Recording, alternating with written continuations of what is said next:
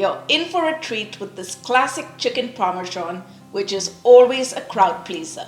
Hi, and you're watching Plating It with Wendy, where I share with you recipes which impress with ease. If you enjoyed this video, don't forget to give it a like, share, and comment. And if you enjoy trying out recipes that turn out right every time, then go ahead, press that subscribe button. And while you're at it, if you hit that bell icon, you'll be the first one to get notified every time I upload a new video. Now, let's get started. We're going to start by making our homemade marinara sauce. But if you're in a crunch for time, you could always buy a store-bought sauce. But there's nothing better than homemade sauce. So come along with me, let's go to the stove and bring our sauce together. To a heated deep pot, we're going to add about 3 tablespoons of olive oil.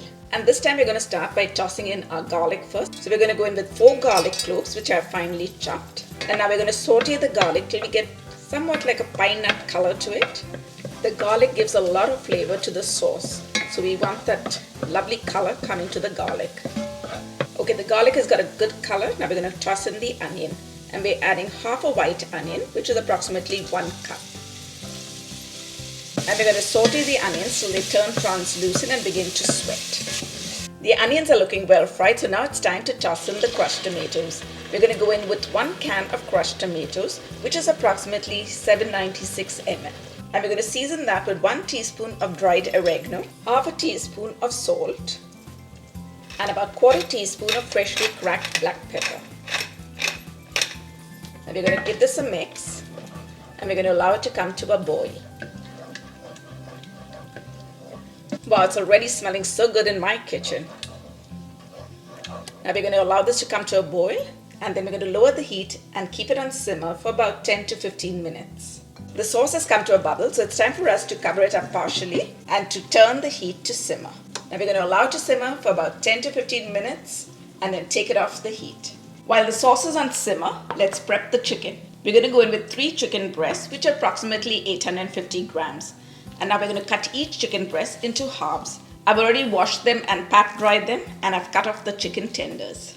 I'm going to cut it into half. So we're just going to go and slide our knife through, putting a little pressure from the top. Now if you wanted, you could prepare it as one by just butterflying it, but I'm going to make it into 2.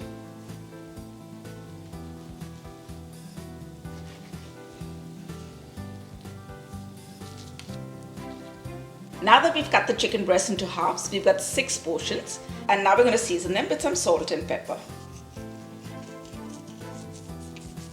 And with the other hand, I'm just going to dab it down. And now let's flip them over so that we can season them on the other side. Now we're going to season it with salt and pepper on this side too.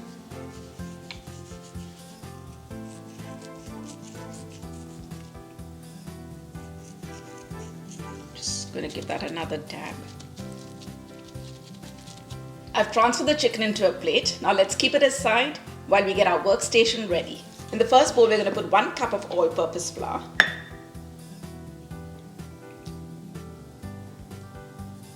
And in the second bowl, we're going to crack in 2 large eggs.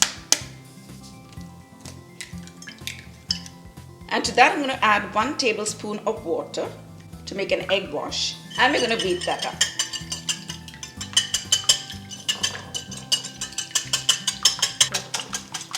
Okay, that's looking good now. And in the third bowl, we're going to add 1 cup of pre-seasoned breadcrumbs. It's definitely better than using plain breadcrumbs. And to that, we're going to add half a cup of finely grated Parmesan cheese. And I'm using aged Parmesan cheese and a microplane to grate it so that we get that fine grate and an even coverage all around our chicken breast. The Parmesan cheese is going to add a ton of flavor and crispiness to the chicken. Just going to mix that all together.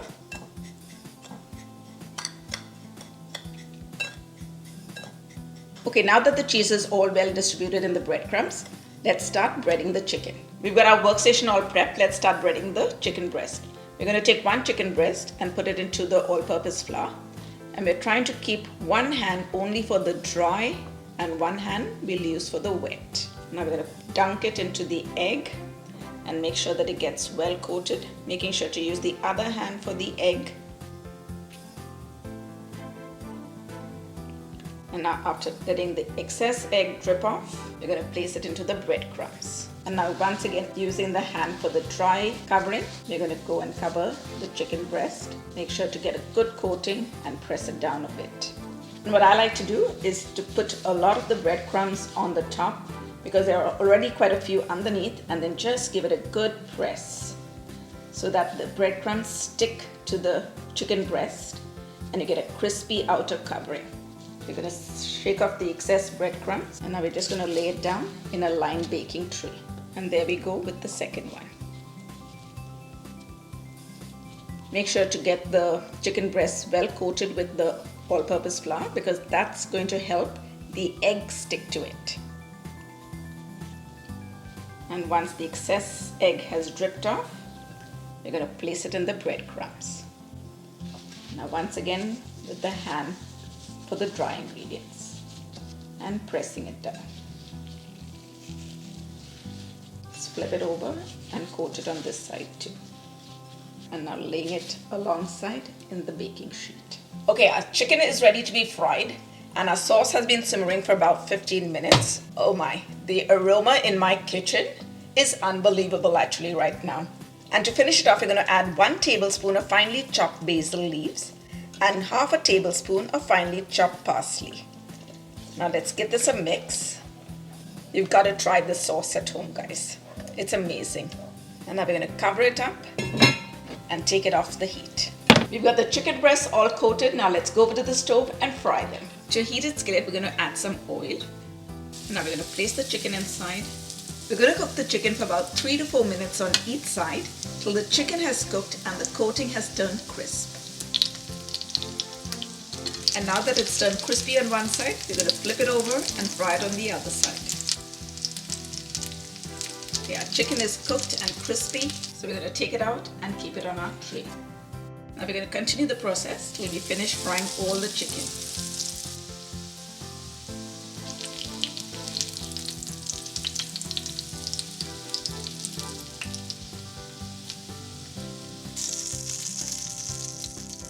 And now we're going to top the chicken with some of the delicious marinara sauce that we prepared.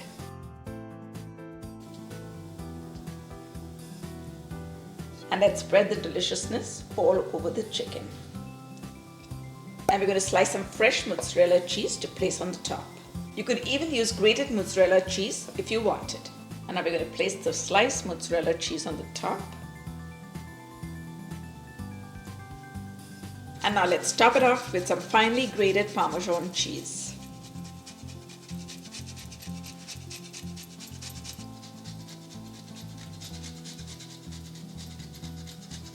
Now we're going to put this into the oven on broil till the cheese melts. And our chicken Parmesan is ready.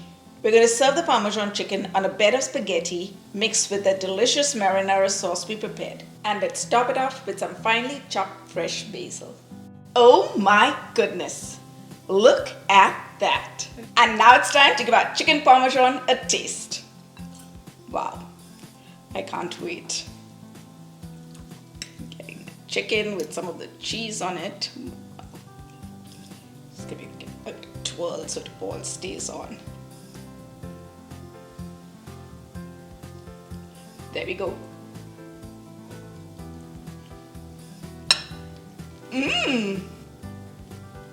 The chicken is so juicy and yet crispy on the outside.